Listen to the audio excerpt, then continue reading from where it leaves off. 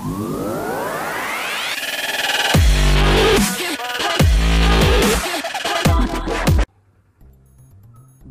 2 trailer విడుదలైనప్పటి నుండి వర్మ ట్విట్టర్లో ట్వీట్లతో ఇష్టం వచ్చినట్టు టాలీవుడ్ అగ్ర హీరోలను వెటకారం చేస్తున్నాడు.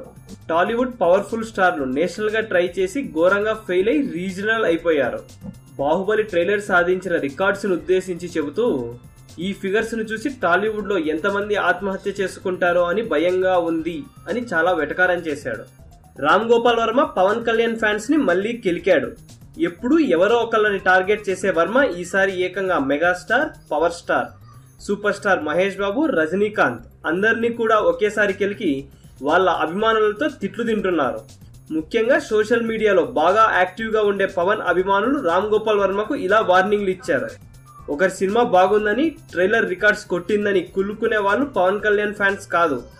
సినీ పరిశ్రమలో అందరూ బాగుండాలి, అందరూ హీరోస్ పైకి రావాలి అని అనుకునే వాళ్ళలో పవన్ కళ్యాణ్ ముందుంటారు.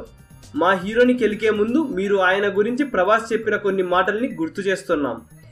3 హిట్స్ వస్తే నెంబర్ 1 కాలేము, 10 ఏళ్లు హిట్స్ లేకపోయినా ఏమాత్రం క్రేజ్ తగ్గని వాడే నెంబర్ 1 అని చెప్పాడు. నీకు సినిమాలు తీయడం రాదు, అందుకే తెలుగు పరిశ్రమ నుండి పారిపోయి ఎక్కడో బతుకుతున్నావు.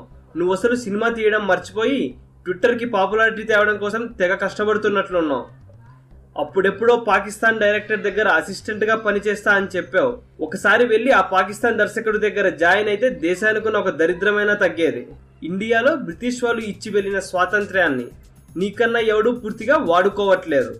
గెట్ వెల్ సూన్ అంటూ ఇంకా ఇలా మాటలతో చెప్పడానికి కూడా వీలు లేని విధంగా వర్మపై తిట్ల దండకం అందుకున్నారు పవన్ అభిమానులు. ఈ వీడియో కనుక మీకు నచ్చినట్లయితే లైక్ చేయండి, కుదిరితే షేర్ చేయండి. ఛానల్ ని సబ్స్క్రైబ్ చేయడం మాత్రం మర్చిపోకండి. మరిన్ని ఇంట్రెస్టింగ్ మూవీ అప్డేట్స్ తో మీ ముందుకు వస్తాను.